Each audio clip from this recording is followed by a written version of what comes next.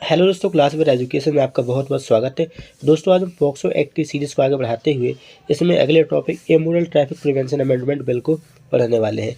इससे पहले की वीडियो अगर आपने नहीं देखी है तो आप उनको जाकर देख सकते हैं, जो कि आपको लिंक आपको वीडियो को डिस्क्रिप्शन देखने को मिल जाएगी। तो चलिए स्टार्ट करते हैं आज का हमारा topic immoral traffic prevention amendment bill, जो कि 2006 का बिल हम पढ़ने वाले हैं। इसमें दोस्तों अनैतिक व्यापार रोकथाम अधिनियम, इसे हम हिंदी में बोलते हैं, यह 1956 व्यावसायिक उद्देश्य के लिए व्यक्तियों की तस्करी और यौन शोषण को दंडनीय अपराध बनाता है। ठीक, यानी कि जैसे कोई व्यक्ति जो कि व्यावसायिक उद्देश्य से मानव तस्करी करते हैं, उसके खिलाफ यह एक दंडनीय अपराध बताता है। यह जो अधिनियम है आपका 9 मई 1950 को भारत सरकार के द्वारा हस्ताक्षरित व्यक्तियों के अवैध व्यापार के दमन और दूसरों के वेश्यावृत्ति के शोषण के अंतर्राष्ट्रीय कन्वेंशन के रूप पारित किया गया था। ये जो अधिनियम है आपका 2 बार, यानी कि 1978 में 1986 में इसका संशोधन भी किया गया है, लेकिन यह व्यावसायिक उद्देश्यों के लिए तस्करी या यौन शोषण के लिए प्रभावी निवारक साबित नहीं हुआ। ठीक है, जिसकी वजह से आज जो हम पढ़ने वाले हैं यह अमेंडमेंट बिल आपका 2006 का है। अनैतिक रोकथाम संशोधन विधेयक 2006 का उद्देश्य तस्करों को दंडित करना और अपराधियों को कड़ी सजा दिलाने का प्रावधान करना है।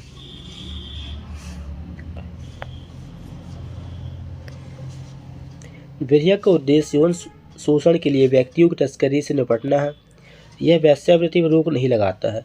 यह आपूर्ति पक्ष यानी तस्करों को दंडित करने के उपायों के द्वारा और मांग पक्ष यानी ग्राहकों के लिए दंड, दोनों तंत्रों के माध्यम से तस्करी के मुद्दे को संबोधित करता है। ठीक है, इसमें आपके 3 मुद्दे हैं जिन पर विचार करने की ज़रूरत है।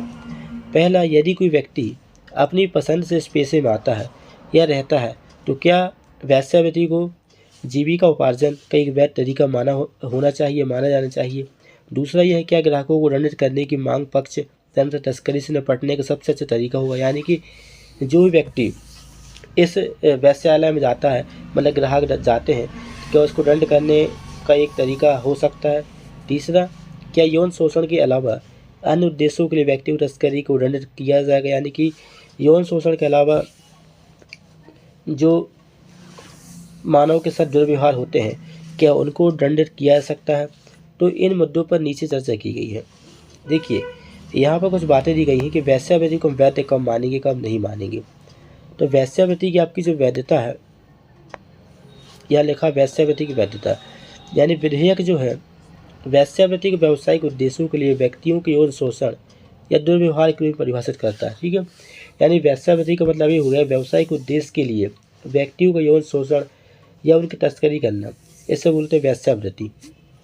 और वेश्यालय को किसी ऐसे घर या स्थान के रूप में परिभाषित करता है, यानी वेश्यालय को हम किसी एक ऐसे घर या स्थान के रूप में परिभाषित कर सकते हैं जिसका उपयोग किसी अन्य व्यक्ति के द्वारा लाभ के लिए या दो या दूसरी वेश्याओं के पारस्परिक लाभ के लिए यौन शोषण के उद्देश्यों के लिए किया जाता है। ठीक है, यानी कि ऐसे कोई स्थान या जगह या घर जहाँ पर कुछ महिलाओं को रखकर उनका यौन शोषण कराकर उससे क्या व्यावसायिक उद्देश्य से उनको रखा जाता है, तो उससे हम वेश्यालय बोलेंगे उस जगह को।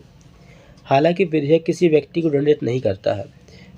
ठीक है, यानी कि इसमें क्या बोला गया, किसी भी व्यक्ति को दंडित नहीं करना होता है इस नियम के अनुसार, यदि वह व्यक्ति अपने लाभ के लिए वेश्यावृत्ति में। ठीक, यानी कोई व्यक्ति जो है अपनी इच्छा के अनुसार, कोई महिला है, यदि कोई अपनी महिला अपनी इच्छा के अनुसार इस व्यवसाय में आती है अपने लाभ के लिए, यानी कि अपनी जीवन को चलाने के लिए, जीवन यापन करने के लिए, तो उसे दंड नहीं माना जाएगा। लेकिन यह वेश्यावृत्ति दंडित करता है यदि यह वेश्यालय में या किसी शैक्षणिक संस्थान। ठीक है, लेकिन यदि यह जो वेश्यावृत्ति होती है आपके किसी वेश्यालय या किसी शैक्षणिक संस्थान, धार्मिक पूजा स्थल, होटल, अस्पताल, नर्सिंग के 200 मीटर के भीतर किसी सार्वजनिक स्थान पर किया जाए। ठीक है, यानी किसी सार्वजनिक स्थान पर ऐसी कोई चीज़ें, ऐसी कर्म किए जाते हैं तो इसे हम वेश्यावृत्ति मानेंगे। घर या पुलिस आयुक्त या मजिस्ट्रेट के द्वारा अधिसूचित कोई सार्वजनिक स्थान। ठीक है, यानी कि ऐसा कोई भी स्थान जहां पुलिस ने या मजिस्ट्रेट ने उसे सार्वजनिक स्थल घोषित किया हुआ है, तो वहां पर भी आप उसके 200 मीटर के दायरे में यह चीज़ नहीं कर सकते हैं। ऐसे खंड जबकि तकनीकी रूप से वेश्यावृत्ति पर प्रतिबंध नहीं लगाते हैं, किसी व्यक्ति के लिए वेश्या के रूप में काम करना लगभग असंभव बना देते हैं। इस प्रकार विधेयक में इस बात का स्पष्टता का अभाव है कि यदि कोई व्यक्ति अपनी पसंद से इस पेशे में प्रवेश करता है या रहता है तो क्या वेश्यावृत्ति जीविका उपार्जन का एक बेहतर तरीका होना चाहिए? ठीक, यानी कि चीज़ थोड़ी सी क्या डाउटफुल है कि यदि कोई व्यक्ति अपनी इच्छा से वहाँ पर आता है, वेश्यालय में आता है अपने लाभ के लिए, अपनी जीविका को चलाने के लिए, तो क्या उसे वैध माना जाना चाहिए या नहीं माना जाना चाहिए? ग्राहकों को दंडित करना। विधेयक में ऐसे किसी व्यक्ति को दंडित करने का प्रावधान है जो तस्करी की शिकार पीड़िता के यौन शोषण के उद्देश्य से वेश्यालय जाता है। ठीक, यानी कि ऐसे कोई व्यक्ति जो कि वेश्यालय में जाता है और एक ऐसे वेश्यालय में जाता है जहाँ पर तस्करी की गई शिकार पीड़िता जो होती है, महिलाएं होती है, मान लो कि ऐसी कोई महिला है जिनकी तस्करी करके वेश्यालय में लाया गया हो, तो ऐसी जगह पर यदि कोई ग्राहक जाता है, कोई व्यक्ति जाता है, तो उसे दंड माना जाएगा। ऐसे प्रावधान से उत्पन्न होने वाले मुद्दे इस प्रकार हैं कि वेश्यालय में जाने वाले व्यक्ति के लिए तस्करी किए गए व्यक्ति और गैर तस्करी किए गए व्यक्ति के बीच अंतर करना मुश्किल होगा। ठीक, इसका मतलब दोस्तों ये हुआ कि जैसे कोई व्यक्ति है, एक वेश्यालय में जाता है, तो उस वेश्यालय में जो महिला होगी, वो महिला या तो तस्करी की गई होगी या गैर तस्करी की गई होगी। इसका मतलब है कि या तो हो सकता है कि उसे महिला को किसी दूसरे व्यक्ति के द्वारा तस्करी करके कहीं से आयात किया गया होगा। ठीक, उस ज़बरदस्ती मजबूरी में उसे काम करना पड़ रहा होगा। ठीक है, या फिर हो सकता है कि वो महिला अपनी इच्छा से उस व्यवसाय में काम कर रही हो। तो ऐसी कंडीशन में जो ग्राहक होता है वो है इस चीज़ का अंतर नहीं कर पाता है कि वो महिला तस्करी की गई है या फिर गैर तस्करी की गई। ठीक है, तो ऐसी कंडीशन में ग्राहक को दंड दिया जाना चाहिए या नहीं दिया जाना चाहिए, ये चीज़ थोड़ी सी मुश्किल हो जाती है। जब वह तस्करी की शिकार पीड़िता का यौन शोषण करता है, यदि पीड़ित की तस्करी नहीं की गई है तो ग्राहक को दंडित नहीं किया जाएगा। ठीक, वही चीज़ मैंने आपको बताई कि यदि वह गैर तस्करी महिला है जिसकी तस्करी नहीं की गई, यानी कि महिला जो है अपनी इच्छा से व्यवसाय में है, तो उस व्यक्ति को दंड नहीं दिया जाएगा जो कि वेश्यालय में जाता है।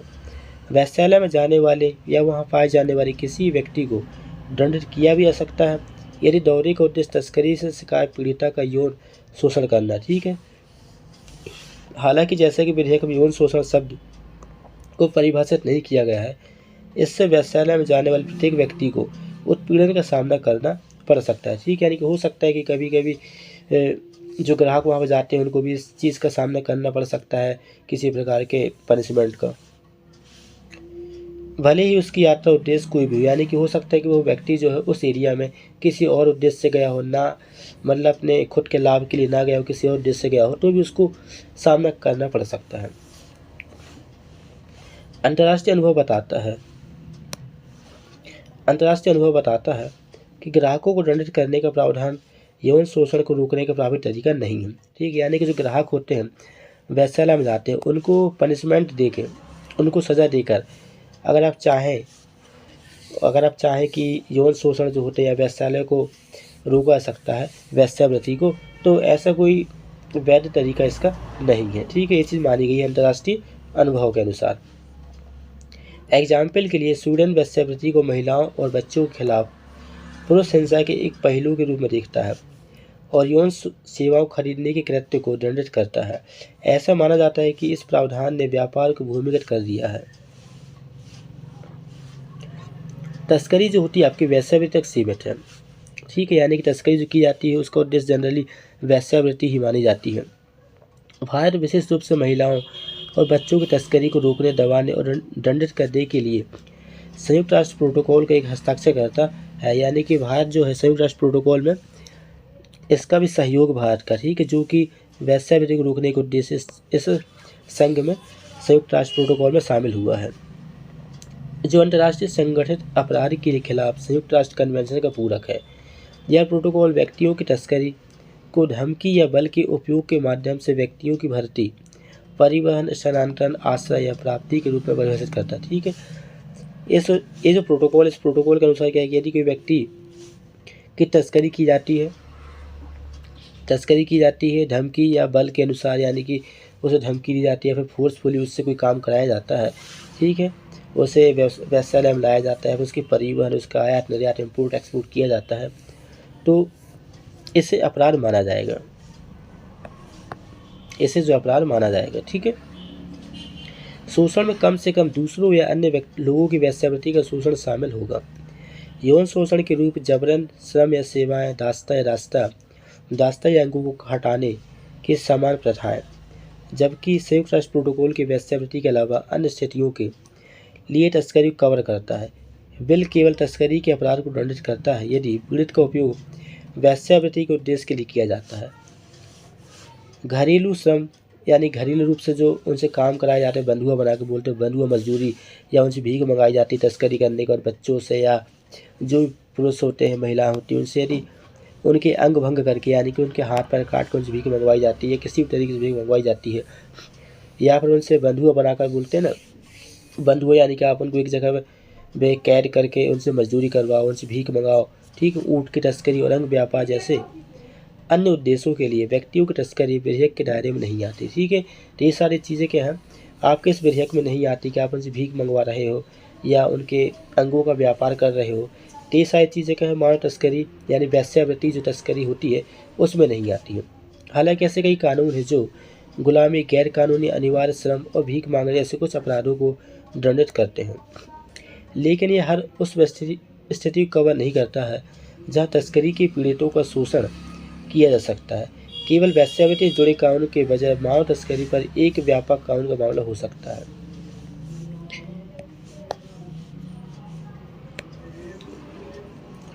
अब आगे हमारा प्रवर्तन विधेयक इस अधिनियम के प्रावधानों को लागू करने के लिए एक अधिकृत विशेष पुलिस अधिकारी की न्यूनतम रैंक को इंस्पेक्टर से सब इंस्पेक्टर तक कम कर देता है। वेश्यावृत्ति के मामले में निपटने के लिए किसी भी क्षेत्र में निरीक्षकों की संख्या में कमी के कारण प्रशिक्षित अधिकारियों के पूल को व्यापक बनाने की आवश्यकता हो सकती है। हालांकि वेश्यालय के रूप में काम करने के संदेह वाले परिसरों की तलाशी लेने या किसी कनिष्ठ अधिकारी के हाथों में वारंट के बिना ऐसे परिसरों में व्यक्तियों को हटाने की शक्ति वेश्यालयों के अधिक उत्पीड़न का कारण बन सकती है, ठीक है। यानी कि बिना किसी वारंट के आप यहाँ पे इनको हटा भी नहीं सकते हैं। दरअसल पुलिस उत्पीड़न के मामले पहले भी सामने आ चुकी है।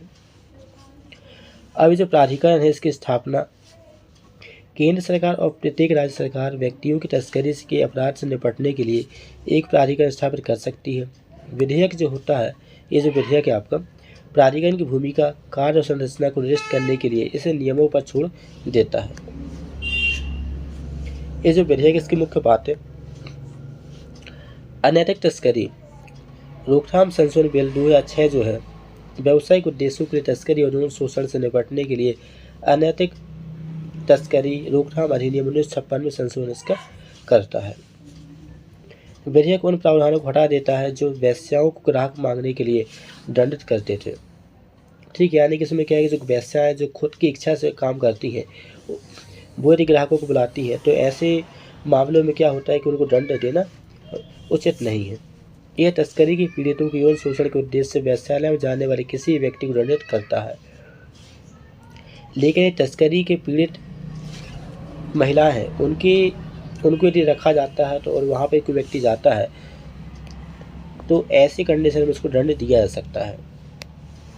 विधेयक में सूचीबद्ध सभी अपराधों की सुनवाई बंद कमरे में की जाएगी, ठीक है। यानी कि इस विधेयक के अनुसार कि जितने भी अपराध होते हैं मानव तस्करी या वेश्याओं से संबंधित, इनकी सुनवाई बंद कमरे में की जाएगी। यानी जनता की सुनवाई होने के बाहर रखा जाएगा, यानी जनता की सुनवाई से बाहर रखा जाता है। व्यक्तियों की तस्करी शब्द को वेश्यावृत्ति के उद्देश्य से व्यक्तियों की तस्करी के अपराध में दोषी किसी व्यक्ति को दंडित करने के प्रावधान के साथ परिभाषित किया गया है। विधेयक जो तस्करी से निपटने के लिए केंद्र राज्य सरकार राज्य स्तर पर अधिकारियों का गठन भी कर सकता है, ठीक है। अब इसके प्रमुख उद्देश्य और विश्लेषण देख लेते हैं।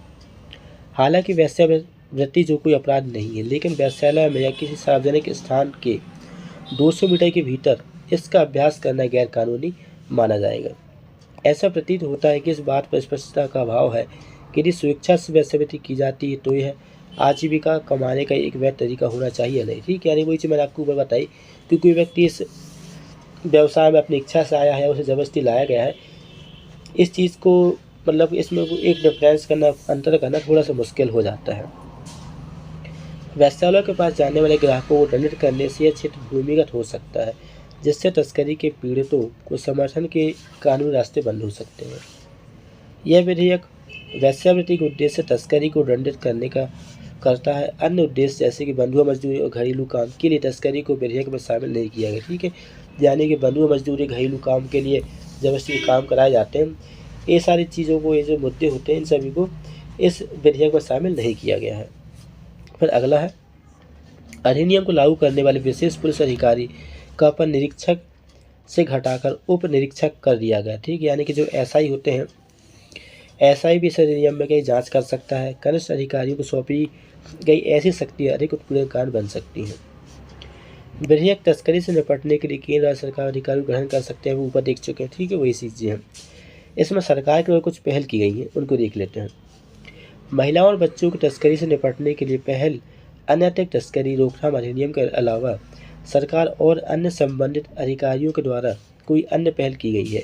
नीचे चर्चा समान है। महिलाओं और बच्चों की तस्करी जो है और वाणिज्य यौन शोषण से निपटने के लिए राष्ट्रीय कार्य योजना 1998 आपकी एक तैयार की गई है। एक है आपका गृह मंत्रालय ने तस्करी की रोकथाम के लिए एक समर्पित सेल की स्थापना भी की है। महिला एवं बाल विकास मंत्रालय यानी कि MWCD ने विदेश मंत्रालय के साथ मिलकर, यानी कि ME जिसे बोलते हैं MEA, यानी कि होता है आपका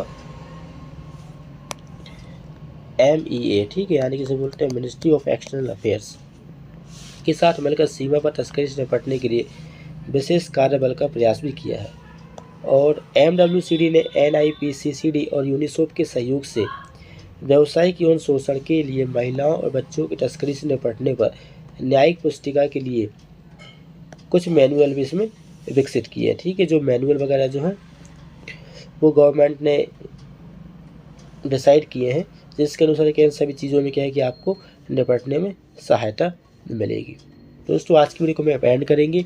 अगर आपने वीडियो में कुछ ही पसंद आया हो तो वीडियो को लाइक और शेयर जरूर कीजिएगा। मिलते हैं नेक्स्ट वीडियो में।